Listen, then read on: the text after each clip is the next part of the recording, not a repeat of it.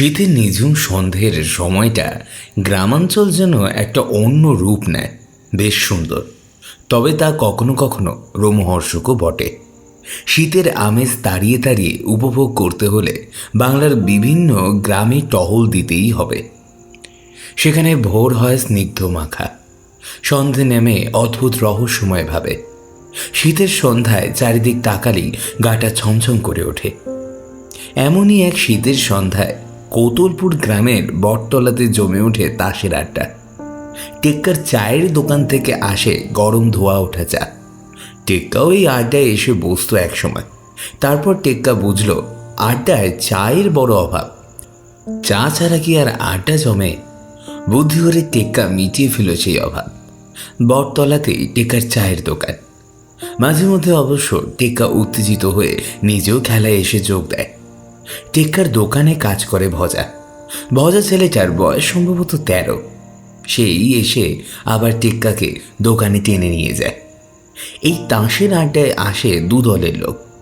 একটা গ্রামের নতুন ইয়াং ছেলেরা, আরেকটা কাকা জ্যাঠাদের দল। বটতলার এখানে লম্বা চাতালে চটের বস্তা পেতে দু দল নিজের জায়গা করে নেয়। খেলা দেখার জন্য দর্শকও কিছু কম নয়। ফলে টেক্কার দোকান চলছে রমরমিয়ে।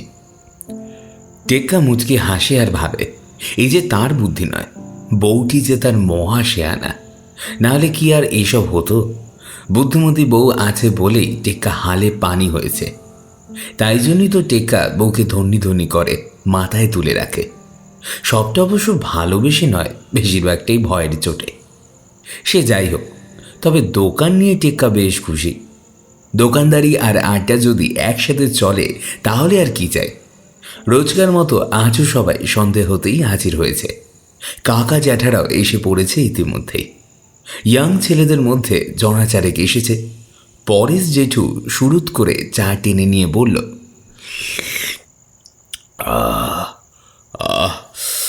ঠান্ডাটা আর একটু পড়া দরকার, বুঝলি টেক্কা? বাবা, এতে হচ্ছে না। হ্যাঁ, আমার তো শরীর ভেতর অবধি বরফ হয়ে গেল। জ্যাকেটের ফাঁক ফোকর দিয়ে যা কনকনে হাওয়া ঢুকছে, বডি শিরশিরিয়ে উঠছে পুরো। আর তুমি বলছো ঠান্ডা পড়েনি? ওরে, এটুকুতেই তোদের এই হাল? আমাদের সময় যা ঠান্ডা পড়তো, উফ, আর কাঁপুনি দিত। হ্যাঁ, তোমাদের সময় যত কিছু হতো। ডাইনোসরের যুগের মানুষ তো। চুপ কর। কি জানিস তোরা? আজকাল ওরকম ঠান্ডা পড়ে নাকি? এই সেই ঠান্ডায় ভোরে 4টে উঠে পুকুরে চান করতাম। ওসব তোদের দ্বারা হবে না। দরকার কি? মাঝরাতে চান করে কি বিলেতে যাবো নাকি? নামবো তো সেই জমিতেই। মাখতে হবে কাদা। আমি বেলায় চান করি বাবা। সহ্য ক্ষমতা আজকাল ছেলে পুলেদের মোটেই নেই। এমন কনকনে শীত পড়বে, হাড় মজ্জা একেবারে কনিয়ে দেবে। তবে তো শীতের মজা। শীতে কাঁপতে কাঁপতে পিঠে পাঠা খাবো, নলেন গুড়ের পায়েস, পাটিসাপটা, দুধ পুলি। আহা, শান্তি শান্তি। না, ঠান্ডাটা আর একটু না পড়লে হবে না। বুড়োর বেশি গরম। এই কি বললি রে? হ্যাঁ, বুড়ো তো বলবি, নিজেরা ছোড়া কিনা। দাঁড়া না, বয়সটা একবার হোক। আজমা তো আর বিষে আটকে থাকবি না বাপ। আটকে থাকতে চাইছেটা কি? যত বয়সটা বাড়বে ঝক্কি ঝামেলা কমবে, বুঝলে?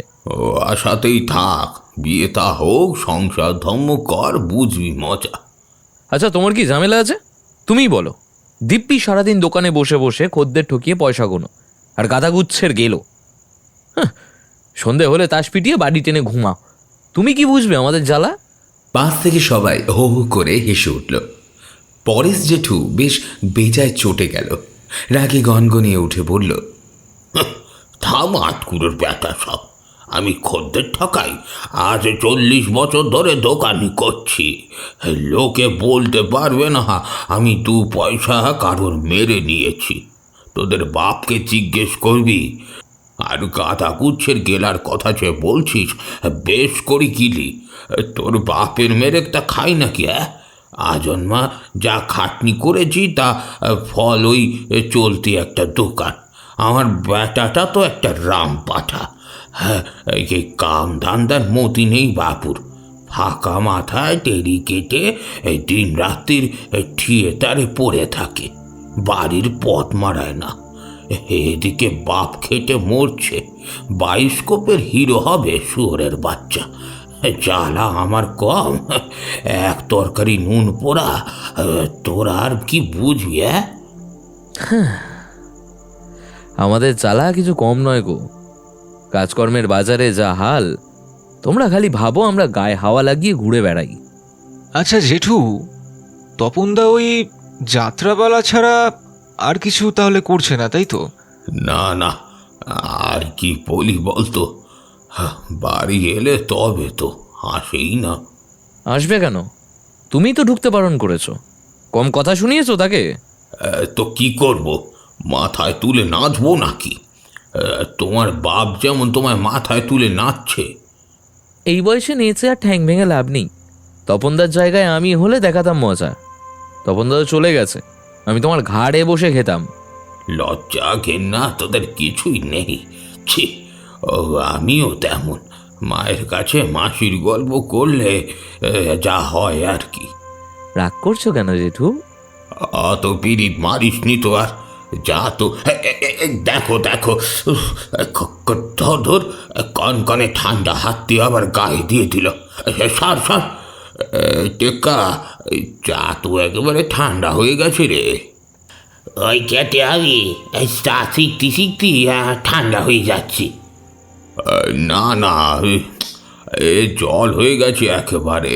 হে, ছাকনিটা এখানে এনে জেঠুর মুখে ডিরেক্ট চাটা ছেঁকে দে টেক্কা, বুঝলি? সবাই হে হে করে হেসে উঠল। কি হাসি, ফুর্তিতে আর ধরে না। পাশ থেকে ঝকা কাকা বলে উঠলেন, কিরে মানিক, খেলা হবে না নাকি? হ্যাঁ এই তো, এত দেরি করে এলে কেন? হার ঠান্ডায় হাত পা সেরিয়ে যাচ্ছে যেন। উফ, বলো কি, এদিকে পরেশ জেঠু ঘামছে। হ্যাঁ ঘামছে? বলিস কি রে? কি পরেশদা, প্রেশার টেশার ভালো নাকি? ওদের কথায় কান দিসনি তো জগা। আজ এসে থেকে আমার পিছনে পড়ে আছে। এই ভজা, বাকি চাগুলো পাঠা। যা সেঁটা ভাঙা ঠান্ডাটা পড়েছে না, বাবারে। বাপরে, একটু আগুন জ্বালালে ভালো হতো। ওরে অত বলিসনি, শীত পালাবে, আর একটু ঠান্ডাটা পড়তে দে না। জগা, একটা বিড়ি দে তো। তুমি বরং এটা খাও। এটা কি? ও না না, এই শিব বিড়িটা। এ টেক্কা, একটা শিব বিড়ি দে তো। একটা আবার কি, প্যাকেট নাও প্যাকেট। আরে বাবা তাই দে। আর এবার থেকে গুড় দিয়ে চা কর, শীত পড়ছে এখন, সবেতে একটু গুড় না দিলে হয় না। 5 টাকা চা খাবে, আবার গুড় খেতে হবে নি? তোমার চায়ে গুড় দিতে গিয়ে আমার লাভের গুড় পিঁপড়ে খাবে। দোকান থেকে কথাটা বলল টেক্কা। ভজা সবার জন্য চা নিয়ে এলো, সাথে শিববিড়ি। খেলা শুরু। খেলছে মালিক, কমল, রতন আর শ্যামল। চারপাশে ঠান্ডা শীতল হাওয়া বইছে। গাছের পাতা নড়লেই যেন শরীর কম্পন খেলে যায়। হাওয়ায় যে সনসন শব্দ শোনা যাচ্ছে, আর শোনা যাচ্ছে প্যাঁচার ডাক। বট গাছের তলায় এই চাতালে বসে রয়েছে সবাই। একপাশে 2 হাতে দূরেই টেক্কার ছোট্ট দোকান। ল্যাম্পপোস্টের আলো আর টেক্কার দোকানের জ্বলন্ত বাল্বের আলো জায়গাটাকে আলোকিত করে রেখেছে। একটা নেড়ি কুত্তা মুখ নিচু করে গা এলিয়ে শুয়ে রয়েছে সেখানে। কেউ বিস্কুট ছুঁড়ে দিলেও মুখ ফিরিয়েও নিচে সে সেখান থেকে, যেন কারোর দানা নেই, সে খুব একটা তোয়াক্কা করছে না। খানিকটা দাম্ভিক মানুষের মতনই আচরণ তার। প্রয়োজন থাকলেও যারা নিজেকে ভাঙাতে চায় না, কারোর দানও নিতে চায় না। দূর থেকে ভেসে আসছে একটা সুর, কেউ বোধহয় বাঁশি বাজাচ্ছে। আসলে এই পথ ধরে খানিকটা এগোলেই একটা মাটির ঘরে একজন বাউল থাকে। সব মিলিয়ে চারপাশটা বেশ রোমাঞ্চকর হয়ে উঠেছে। এদিকে খেলা আর গল্প জমে উঠেছে শ্যামল বলে উঠল, আরে কি রে, মুখ চুন করে বসে কেন? চালটা দে। এই নে।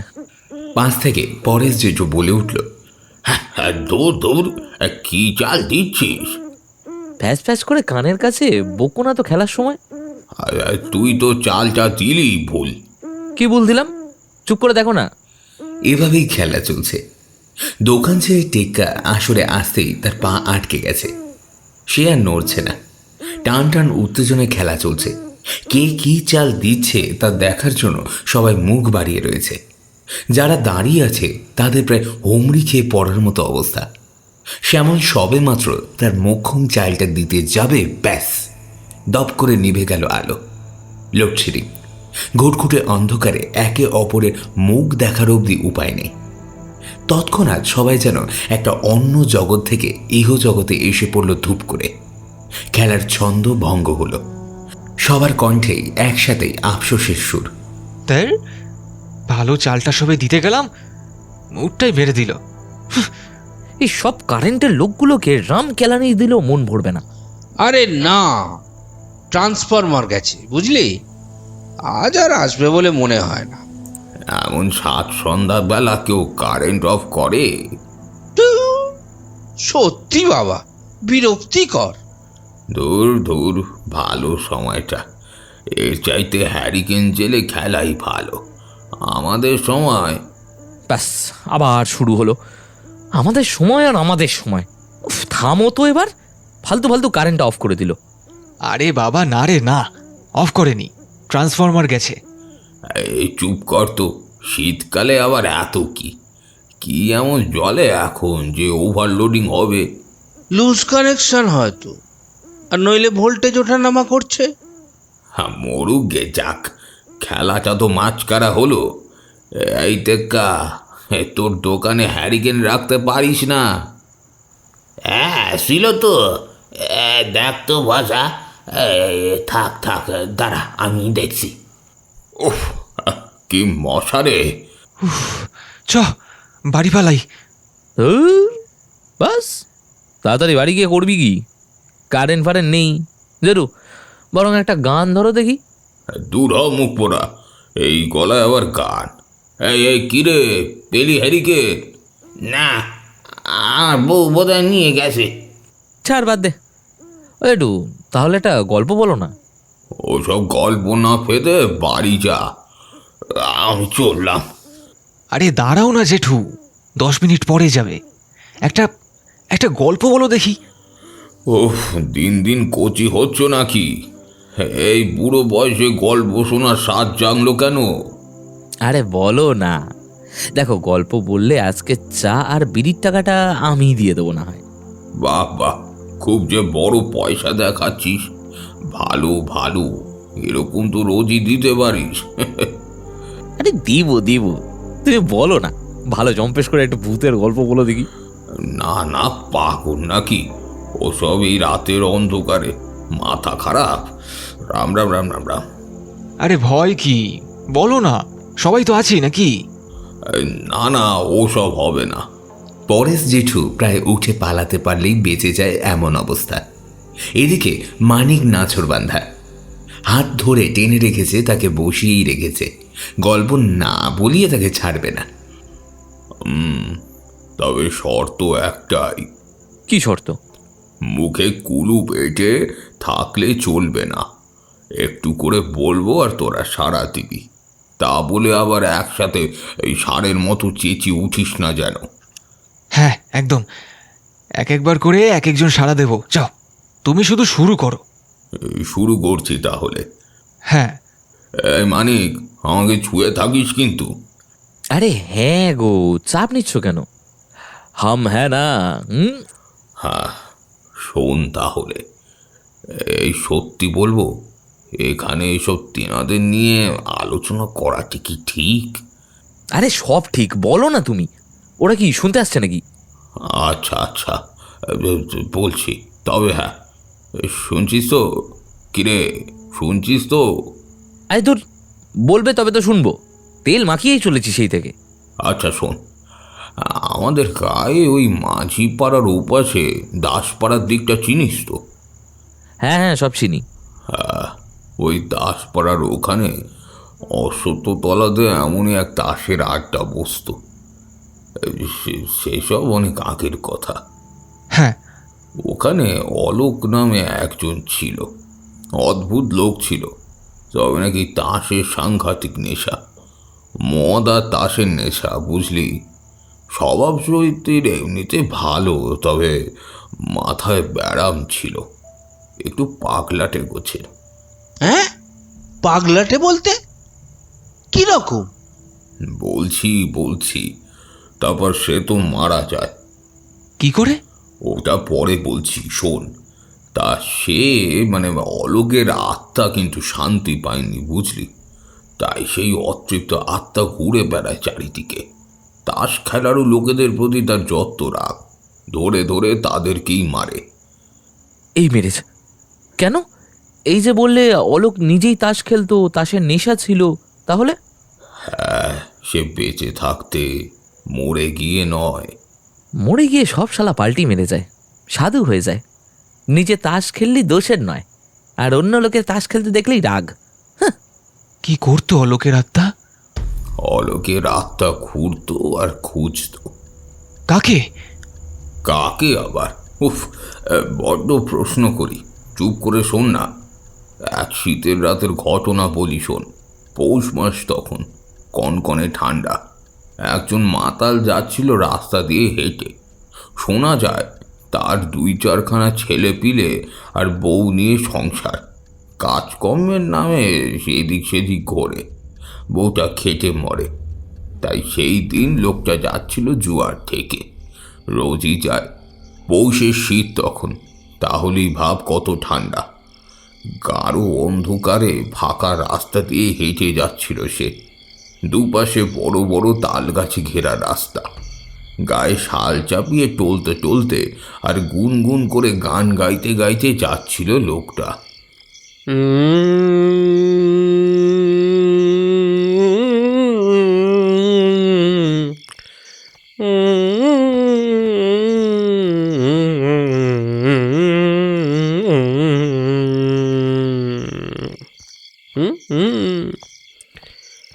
বলতে যে চাই বুকের জ্বালা,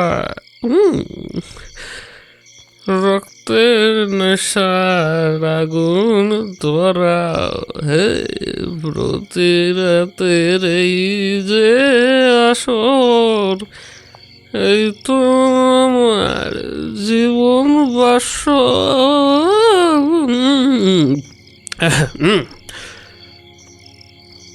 আমার ইচ্ছে করে শূন্যে হাঁটি, ইচ্ছে করে শূন্যে উঠে মেঘের ওপর দিয়ে হাঁটি।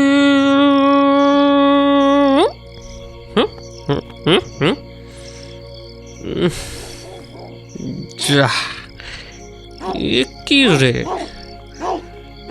কুত্তা, যা যা যা, হুস হুস হুস হুস হুস। কি অন্ধকার মাইরি, চাঁদ ওঠেনি নাকি আর? কই কই দেখতে পাচ্ছি না তো।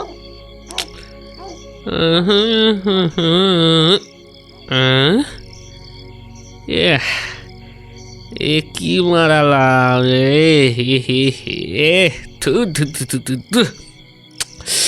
কুত্তার বাচ্চা, কোথাকার শাল, মাঝ রাস্তায় কেউ এসব করে? পা দেবো কোথায় আমি এবার এই ঠান্ডায়? দূর দূর দূর, শীতকালটা একেবারে জঘন্য। একে শালা কেঁপে মরছি, তার ওপরে জ্বালা। না না, ঘাসে উঠেনি, উঠেছে উঠেছে। রাস্তার ধারে ঘাসের মধ্যে পা কষতে লাগলো লোকটা। তারপর রাস্তার মাঝখানে একজনকে দাঁড়িয়ে থাকতে দেখে লোকটা বলে ওঠে, এই কেবে তুই? এই কেবে তুই? মাঝ রাস্তায় ডাঙ্গুলি খেলছিস নাকি সালা? হুম? কোথায় যাচ্ছ?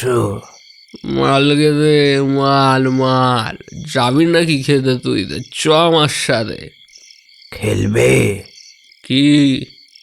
অলোক নিজেই লোকটার পকেট থেকে তাসটা বের করে নিয়ে ফ্যাস ফ্যাসে গলায় বলল, তাস?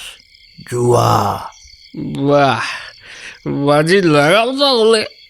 চলো ঠিক, তবে হ্যাঁ, হারলে কিন্তু টাকাও যাবে, সাথে মালও খাওয়াতে হবে কিন্তু, ঠিক আছে? না, তুমি আমার সাথে চলো।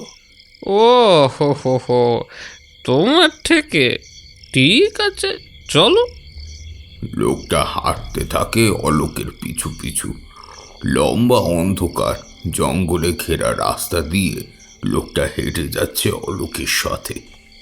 এ ভাই, ও ভাই, আর কত দূর? আরে তো সালা হেঁটেই চলেছি, হেঁটেই চলেছি, হেঁটেই চলেছি।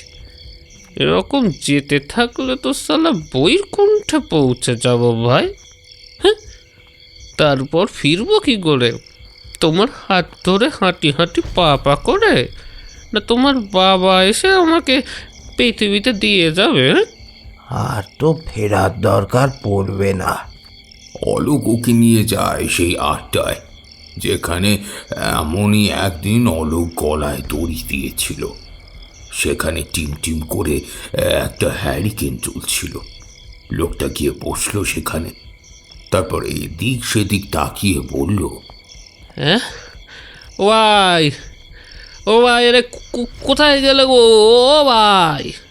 লোকটা উল্টো দিকে বসে থাকা অলোক বলে উঠল, এই তো তোমার সামনে।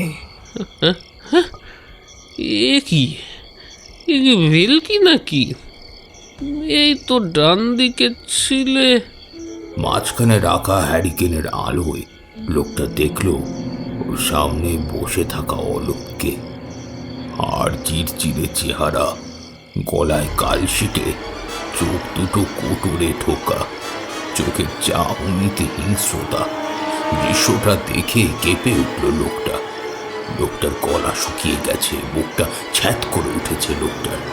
নেশার চিহ্ন মাত্র নেই লোকটার মধ্যে। কাপা গলায় সে বলে উঠল, ও ও, অলোক, অলোক, তুই? আমাকে আমাকে আমাকে ছেড়ে দে অলোক। আমি তোর কি করেছি বল? আমাকে আমাকে এখানে কেন এনেছিস? আমাকে ছেড়ে দে, আমাকে ছেড়ে দে ভাই, আমাকে ছেড়ে দে, আমাকে ছেড়ে দে। অলোক হেসে ওঠে। অন্ধকার শীতের রাতে গাছপালা ঘেরা এই নিরিবিলি জায়গায় কে আসবে এখন অলোকের থেকে লোকটাকে বাঁচাতে? এই ভেবে লোকটার কাজ উড়ে ওঠে। অলোক একটা গ্লাসে মদ ঢেলে এগিয়ে দিল লোকটার দিকে। নাও, মদ খাবে না? না না না না না না না না না না না না না না না না না। খাও খাও, খেয়ে নাও। শুরু করি তাহলে খেলা। কেন? কেন? তুমি তো খেলতেই এলে, খেলো এবার। খেলবো বলেই তো অপেক্ষা করছিলাম এতক্ষণ। না না, আমাকে আমাকে ছেড়ে দে ভাই। দেখ দেখ, আমার সাথে এরকম করিস না। আমার বাড়ির বউ বাচ্চা আছে, দেখ আমাকে আমাকে ছেড়ে দে ভাই, আমাকে করিস না, আমাকে ছেড়ে দে। তাই ছেড়ে দেব যদি খেলায় জিতে যাস, আর নইলে চাল দে। লোকটা কাপা হাতে তুলে নিল তার। লোকটা তাকিয়ে দেখল অলোকের চেহারা ক্রমশ ভয়ানক হয়ে উঠেছে। লোকটার মাথার উপর গাছের ডালে ঝুলছে দড়ি, ফাঁসির দড়ি। সেটার দিকে চোখ যেতেই লোকটা আঁতকে উঠল। তার হাত থেকে পড়ে মাটিতে ছড়িয়ে গেল তাসগুলো। অলোক হেসে উঠল। লোকটা পালাতে গিয়ে মুখ থুবড়ে পড়ল। অলোক লোকটার শালটা টেনে লোকটার গলায় পেঁচিয়ে ধরল। লোকটা চরম আরতিতে গোঙাতে লাগলো। মিনিট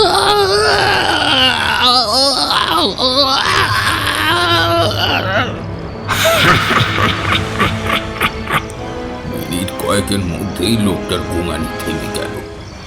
তারপর অলোক একটা আদলা ইট দিয়ে লোকটার মাথায় আঘাত করতে লাগলো। লোকটার মাথা থেতলে রক্তাক্ত হয়ে গেছে। অলোক খিক খিক করে হেসে উঠল।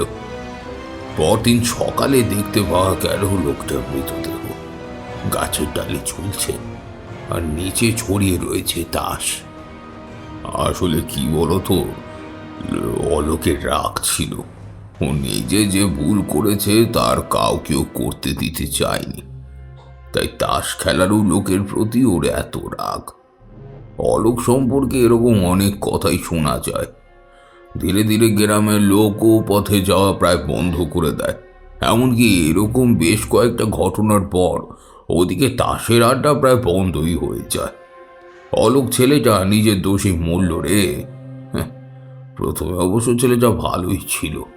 ওর কয়েকটা বন্ধুর পাল্লায় পড়ে মদে ঠেকে যাওয়া শুরু করলো, জুয়া খেলাও শুরু। তবে কাজকর্ম করতো বেশ, সেদিকে কোনো অসুবিধা ছিল না। ঘরামির কাজ করত, জমি জমাও ছিল ভালো। বউ আর ছেলে ছাড়া আর কেউ ছিল না অলোকের। তবে ওর ওই জুয়া আর মদের নেশাই ওকে পাগল করে তুলল। মদ পেটে পড়লে ও আর নিজের মধ্যে থাকতো না, পাগলামি শুরু করে দিত। এমনই একদিন ওর ছেলের খুব শরীর খারাপ। এদিকে জুয়ায় হারতে বসা অলোক যে তার নেশায় বারবার খেলছে। কাছে থাকা সমস্ত টাকা বাজিতে হেরে যায় সে। শেষমেশ জেদের বসে বাড়ি থেকে আরো টাকা আনতে চায় অলোক। আর তখনই কি করছো তুমি? কি করছো? সরো, যাও তো। টাকাগুলো নিয়ে আমার কোথায় যাচ্ছ তুমি? ছেলেটা যে শরীরটা ভালো নয়, ওকে একটু দেখো না। টাকাগুলো নিয়ে কোথায় যাচ্ছ বলো তো? কেঁদে ওঠে অলোকের বউ। অলোক চিৎকার করে ওঠে, থামো, যেতে দাও। আজ শালা ওই শুয়োরের বাচ্চা পলাশকে দেখাবো খেলা কাকে বলে। এই অলোক দেখাবে। ওর কয়েকটা টাকা আছে, ছেলেটার এমন অসুখ, ছেলেটা বাঁচবে না গো। ডাক্তার বলেছে এখানে ওর চিকিৎসা করা সম্ভব নয়। ওকে শহরে নিয়ে যাব, ওখানে গেলে ও ভালো হয়ে যাবে। টাকাগুলো নিয়ে যেও না গো, আমার পায়ে পড়ি, টাকাগুলো নিয়ে যেও না। এই সরো সরো, সবসময় ফ্যাচ ফ্যাচ করে কেঁদো না তো, যেতে দাও। না, কিছুতেই না, আমি তবে যেতে দেবো না। যেতে দেবে না তো? না, দেবো না। যেতে হলে আমার লাশের উপর দিয়ে নিয়ে যাও, টাকাগুলো আমি নিয়ে যেতে দেবো না। সরে যাও বলছি, মাথায় মাথায় রক্ত চলে যাচ্ছে। বললাম তো, যাওয়ার হলে আমার লাশের উপর দিয়ে নিয়ে যাও। এমনি এমনি আমি টাকা নিয়ে যেতে দেবো না। মরার খুব শখ না? দাঁড়া, নে নে। অলোক ওর বউকে বিছানায় ফেলে মুখে বালিশ চেপে ধরে। অলোকের বউ ঘুমাতে থাকে, ছটফট করতে থাকে। কিন্তু ওই মাতাল পাগলাটে অলোক তখন হিংস্র জন্তুর মতো নৃশংস হয়ে ওঠে। ছটফট করতে করতে অলোকের বউ শান্ত হয়ে যায়। ছোট্ট ছেলেটা কাঁদতে থাকে একা বিছানায় শুয়ে, আর তার পাশেই পড়ে থাকে ছোট্ট ছেলেটার মায়ের স্থির ঠান্ডা মৃতদেহটা। নিজের বউকে খুন করে আর সদ্য মাহারা অসুস্থ ছেলেকে একা ছেড়ে অলোক চলে আসে জুয়ার থেকে। সেদিন জিতে যায় অলোক, তবে জুয়াতে জিতে যাওয়া অলোক হেরে যায় তার জীবনে। ছোট্ট ছেলেটার কাছে, মানবতার কাছে, মনুষ্যত্বের কাছে। যে তার নেশা তাকে আজ হেরে যাওয়ার চরম সীমা এনে উপস্থিত করেছে। অলোক সেই রাতে বাড়ি ফেরে, বিছানার এক পাশে শুয়ে পড়ে। বেলায় ঘুম ভাঙে অলোকের। অলোক চোখ খুলে দেখে পাশে শুয়ে রয়েছে ছেলে আর বউ। কিন্তু এত বেলা অবধি ওর বউয়ের শুয়ে থাকার কথা নয়। অলোক চিন্তিত হয়ে ডাকে, কি গো, কি গো, ওঠো, কি গো, এই। গায়ে হাত দিয়ে ডাকতে গিয়ে ছিটকে ওঠে অলোক। ঠান্ডা বরফের মতো পাথর হয়ে শুয়ে আছে ওর বউ। অলোক ছুটে যায় ছেলেটার কাছে। ছোট্ট ছেলেটার দেহটা অনড়, ঠান্ডা, নিষ্প্রাণ। অলোক থপ করে বসে পড়ে মাটিতে। অলোক সারাতে দিন স্তব্ধ হয়ে বসে থাকে ওই একই জায়গায়। ওর কানে বেজে ওঠে গতকাল রাতে ওর বউয়ের বলা কথাগুলো। ছেলেটার অসুখ, ছেলেটা বাঁচবে না। ডাক্তার ওকে শহরে নিয়ে যেতে বলেছে। ওখানে না নিয়ে গেলে বাঁচানো যাবে না গো। দয়া করে টাকাগুলো রেখে যাও, ওগুলো নিও না। বেলা গড়িয়ে সন্ধে নামে। অলোক ঘর থেকে বেরোয়, চলে যায় ওদের আড্ডার জায়গায়। সেখানেই একটা গাছের ডালে গলায় দড়ি দেয় অলোক। অলোক তার এত বড় অপরাধের শাস্তি নিজেই নিজেকে দেয়। তার এই অপরাধের জন্য সে নিজেকে মৃত্যুদণ্ড দেয়। তারপর থেকেই অলোকের অতৃপ্ত আত্মা ঘুরতে থাকে। তাসের প্রতি তার চরম বিদ্বেষ, আর যারা তাস খেলে তাদের প্রতি চরম ঘৃণা তাকে তাড়িয়ে তাড়িয়ে বেড়ায়। তাই তো সে খুঁজে চলে তাস খেলারও লোকেদের, আর শেষ করে ফেলে একের পর এক তাস পাগল লোকেদের, যাতে আর কেউ জুয়ার নেশায়, মদের নেশায় অলোকের মতো অন্যায় না করে। সেই পাগলাটে অলোক ঘুরছে সারাক্ষণ সবার আশেপাশে। বুঝলি? কিরে, সব চুপ কেন? সাড়া দিচ্ছিস না যে? মানিক, শ্যামল, জগা, এই তোরা চুপ কেন রে? পরেশ জেঠু অন্ধকারে হাতড়াতে থাকে চারিদিক। তখনই তার হাত স্পর্শ করে আরেকটা হাত। সেই হাতটা শিথিল, ঠান্ডা, কাঠের মতো শক্ত, হাড় বের করা। পরেশ জেঠু ঠিকরে ওঠে। এই ঠান্ডা হাতটা আবার কার? কে দিচ্ছিস? এই মানিক? আমি মানিক নই জেঠু। আবার ফাজলামি মারছিস তো তোরা। এই জগা, কোথায় গেলি? তোদের যে বললাম সারা দিতে, সব মুখে কুলু পেটে গেলি নাকি? ওরা কেউ নেই জেঠু, সবাই চলে গেছে। মানে দেখ মানিক, ইয়ার কি সব সময় কিন্তু ভালো লাগে না। আমি আর কি করি না জেঠু, আমি আমি সত্যি বলছি। এখানে আমি ছাড়া আর কেউ নেই। আমি অলোক জেঠু। কে অলোক? এর মধ্যেই ভুলে গেছেন জেঠু? এতক্ষণ যার গল্প বললেন তাকেই ভুলে গেলেন? এ কি? না না মানিক, তুই আমার সঙ্গে ইচ্ছে করে এরকম? কর্কশ অট্টহাসিতে ফেটে পড়ল চারপাশ। কনকনে শীতেও পরেশ জেঠু ঘামছে। অলোক একটা হ্যারিকেন এনে রাখল পরেশ জেঠুর সামনে, আর তাতেই স্পষ্ট হলো অলোকের অবয়ব। মাঝে টিমটিম করে জ্বলতে থাকা হ্যারিকেন এবং তার দুপাশে দুজন বসে রয়েছে এই মুহূর্তে। পরেশ জেঠু আতঙ্কে আতকে উঠেছে ওই দৃশ্যটা দেখে। এতক্ষণ যে অলোকের গল্প তিনি পড়ছিলেন সেই সামনে বসে। পরেশ জেঠু শিরদাঁড়া বেয়ে ঠান্ডা স্রোত বয়ে যায়। পরেশ জেঠু ভয়তে সিটিয়ে যায়। কথা বলার শক্তি এই মুহূর্তে তার যেন আর নেই। অলোক বলে ওঠে, কি হলো, ভয় পেলেন? লাভ নেই, আসুন একসাথে খেলি। মানেটা কি? কি খেলবো? আপনি তো সব জানেন জেঠু। তাস খেলবেন তো? আমাকে আমাকে আমাকে ছেড়ে দাও। কেন? আমি তো কিছুই করিনি, আমাকে কেন? তাসের নেশা, আপনার তাসের নেশা আমার মতো। না না না, আমার তোমার মতো নেশা নেই। আমি তো সংসার করেছি, সব করেছি। তোমার মতো তো কিছু করিনি। সবাই জানে, সবাই। সবাই যা জানে না সেটা তো অলোক জানে। কি জানো? না না, কিছু করিনি আমি। তাই আপনার প্রথম স্ত্রীর কথা মনে পড়ে? হ্যাঁ, সে তো মারা গিয়েছিল অনেক বছর আগে। মারা গিয়েছিল নাকি মরতে বাধ্য করেছিলেন? আপনার এখানের যে বউ, তার সঙ্গে আপনার সম্পর্ক, মদ আর জুয়ার নেশা, সব মিলিয়ে আপনার প্রথম বউ কষ্টে দুঃখে মরেছিল, একদিনে নয়, তিলে তিলে। আর আপনার ছেলেকে আপনি আর আপনার এই বউ কম কষ্ট দেননি। মনে পড়ে সেই রাতের কথা? এমনই শীতের রাত, ছোট 12 বছরের ছেলেটাকে মেরে বাড়ি থেকে বের করে দিয়েছিলেন রাত্রির বেলায়। মনে পড়ে সেই রাত? পরেশ জেঠুর মনে পড়ে যায় তার 12 বছরের ছেলে তপনকে এমনই এক শীতের রাতে সে ভয়ানক পিটিয়ে ঘর থেকে বের করে দিয়েছিল।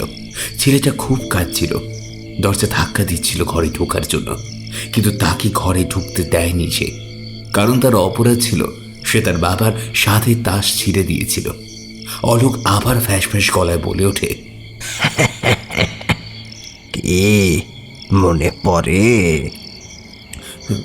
ভুল করেছি আমি, ভুল করেছি। ক্ষমা করো আমাকে, মেরো না, আমাকে ছেড়ে দাও। দেব তো, দেব দেব, ছেড়েই তো দেব। খেলুন, খেলায় জিতলেই ছেড়ে দেব।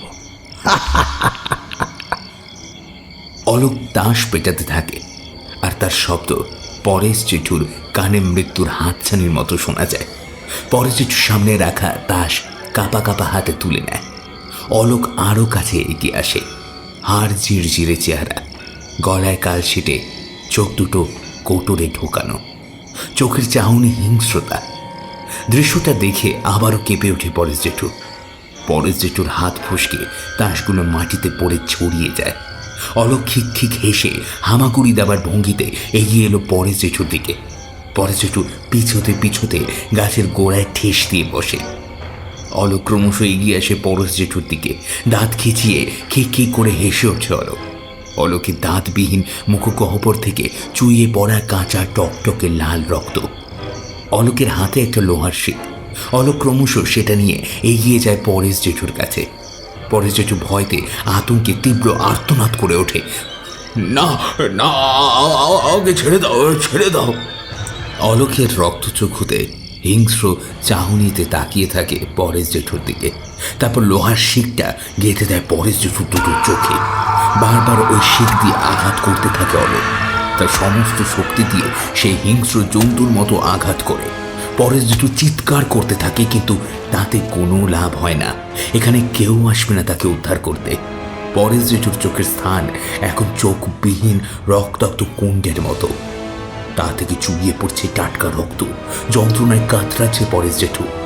শিকটা ছুঁড়ে ফেলে দিয়ে অলোক তার কাঠের মতো শক্ত বরফের হাত দুটো বাড়িয়ে দেয় পরেশ জেঠুর গলার দিকে। পরেশ জেঠু ছটফট করতে থাকে আর গোঙাতে থাকে। সেই রাতের অন্ধকারেই পরেশ জেঠু ছটফট করতে করতে স্তব্ধ হয়ে গেল।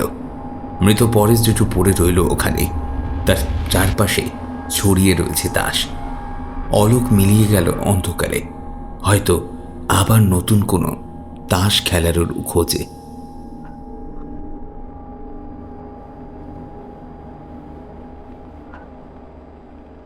শুনছিলেন লেখিকা সংযুক্তা সিংহ রায়ের কলমে গ্রাম বাংলার হাড় হিম করা ভয়ের গল্প বটতলার চায়ের দোকান।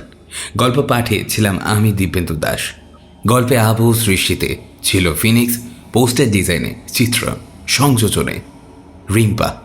কেমন লাগলো আপনাদের আজকের এই গল্পটি জানাবেন আমাদের ইউটিউব কমেন্টে। আর আপনারা আমাদের এই চ্যানেলে নতুন হয়ে থাকলে প্লিজ চ্যানেলটি সাবস্ক্রাইব করে দিই। আপনাদের সহায়তায় আমরা খুব শীঘ্রই 50,000-এর সদস্য হয়ে উঠব।